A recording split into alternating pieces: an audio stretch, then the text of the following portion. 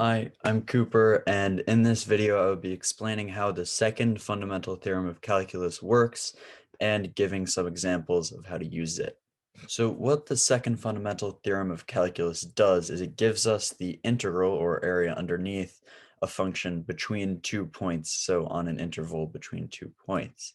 Using the second fundamental theorem of calculus, we could determine the area of this shaded space, which is represented by this integral.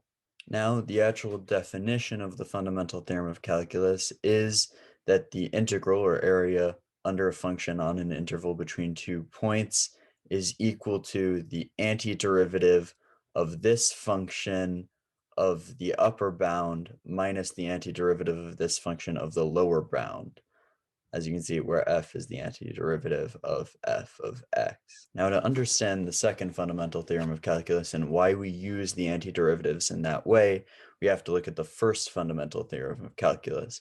We have here an integral function that gives us the area under a graph. Now, the derivative of that function is the original function that we were taking the integral of.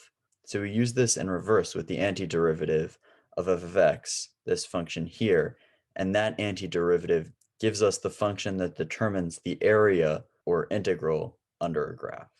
And back to the actual definition of the second fundamental theorem of calculus, we see that we need to apply this to an interval, and so the area of a graph up until the upper bound minus an area of a graph up until the lower bound just gives us the area under a function, or the integral. Now I wanted to visualize that and give us a more grounded example of the second fundamental theorem of calculus.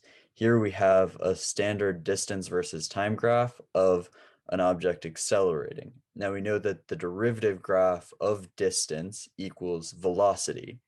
So here we have the velocity graph, which is also the graph of the derivative of the distance versus time graph. Because velocity times time equals distance traveled, we know that this integral, this shaded area on the velocity time graph, gives us distance traveled for this graph. And we know that is equal to final position minus initial position, which is equal to the distance function of b minus the distance function of a. And because d of t is the antiderivative of v of t, this proves that the fundamental theorem of calculus works. Now I want to show you an example of the fundamental theorem of calculus. Here we have a graph of a function, and we want to find the area under that function. And so here we have that written out, and here's the function that this graph represents. We have 1/2 x squared minus 3x plus 5, and we want to find the area under that between 2 and 6. And so what we do is we take the antiderivative of this function, which is 1/6 x cubed minus 3 over 2x squared plus 5x, and then we just plug in the upper bound and the lower bound.